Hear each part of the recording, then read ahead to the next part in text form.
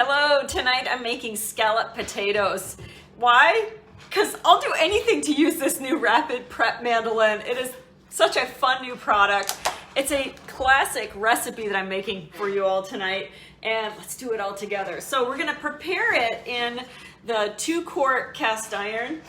These are available both in gray or in the blue, so take your pick. I personally love the gray. I think it's nice and neutral and it's perfect for this. So we're gonna add some butter to the bottom of the pan, and I'm just gonna use, you can melt it if you want. My butter is soft, so I'm actually just gonna use my scoop and spread.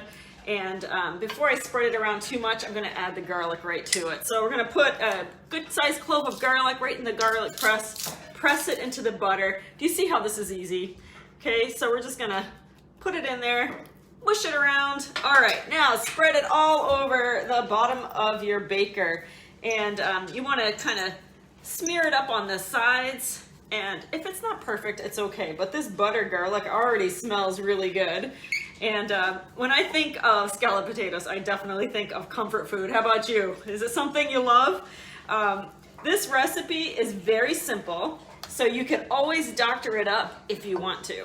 So pan is prepared. I'm actually gonna set it on a sheet pan because sometimes these things bubble over. I'm not a fan of cleaning the oven. So if you like to do that, then you can skip it and risk it, but I'm gonna suggest that you put it on a sheet pan in case it bubbles over.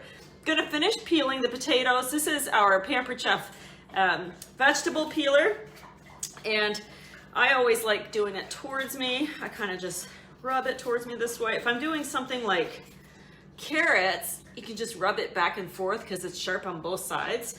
And then I'll take these peels and it goes right into my frozen veggie scrap bag. So some of you know how to do this already. You've learned. Add your veggie scraps to your bag, keep it in the freezer, and as you have more, keep adding to it. Once it's full, you add it to a big stock pot with like 7-8 cups of water. It's pretty inexact. Let it simmer, strain it, and then you've got veggie broth. Okay, ready for the fun part? Let's play with this mandolin. I so love this. If you saw a couple days ago, I showed you how to make zucchini fries. So I've got it all opened up. I'll collapse it in a little bit, but I put it on the slicing feature, and I have the dial on the 2 setting, and that should be just about right. So I'm gonna put my little tray here. Let's make sure you all can see. Let's have you position this way, that way you can see. Now, show me your fingers. Have you cut yourself on a mandolin before? You won't anymore. This is really safe. So just take your potato, drop it in the chute. Are you ready? Watch this shoot up. All of these are gonna be done super fast. And my fingers are protected. So I am actually doing 2 pounds of potatoes. Hey, Gracie. She thinks it's fun. She sees potatoes flying and she's like, that looks like a good time. All right, I got one more. I could do this all day. So fun.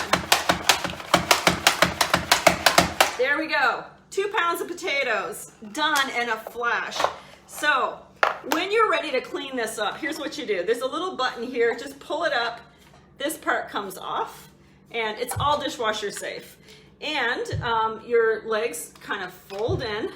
This part folds in, just twist it and it locks in place. Once you're done cleaning, the little garage door closes over the blades. So it comes with a cleaning brush, and you can put the brush around in there and on the outside.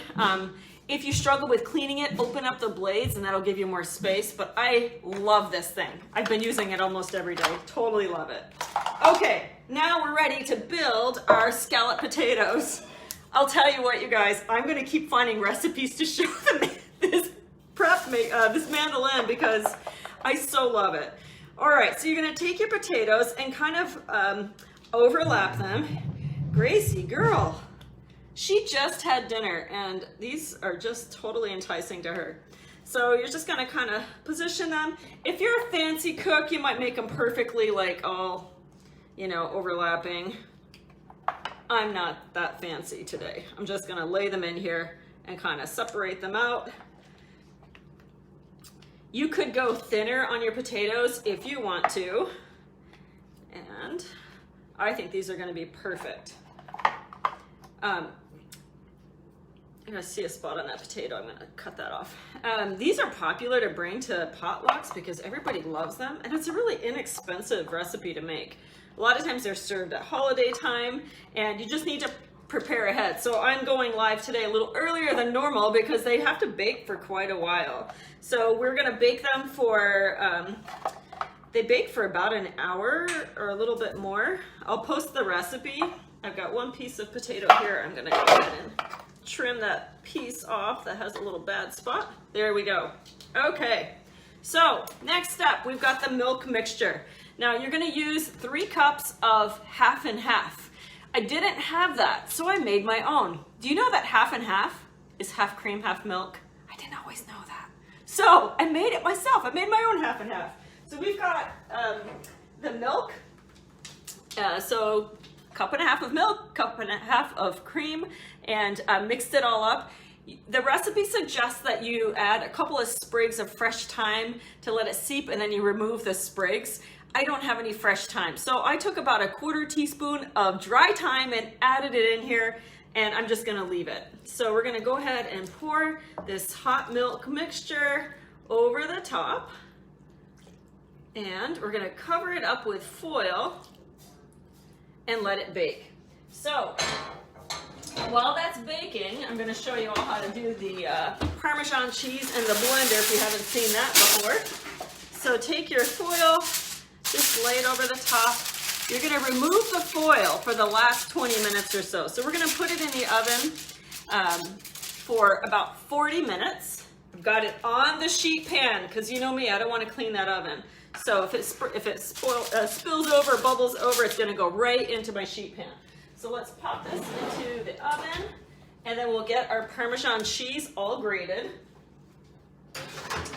I will post this recipe for you so you'll be able to see how to make it. For the last 20 minutes, we're gonna remove the foil, add the Parmesan, and then let it cook until it gets kind of brown on top. It's gonna be really delicious. So if you haven't seen yet how to do the Parmesan, check this out. This is like one of the best tricks ever. Our deluxe cooking blender is perfect for grating your cheese. So you're gonna put it on the grind setting. So we've got cool settings here and hot settings here. So I'm just gonna turn it to the grind setting, and I'm gonna drop it in there. So I wouldn't do much more than what you see here. You don't wanna make it too hard on your motor, and you can do less if you want to. I usually grate enough that I think I might use over the course of a couple of weeks or 3 weeks or so. It's on grind. We're gonna turn it on. It's a blender, it's gonna be loud. It takes only about 20 seconds, so watch this.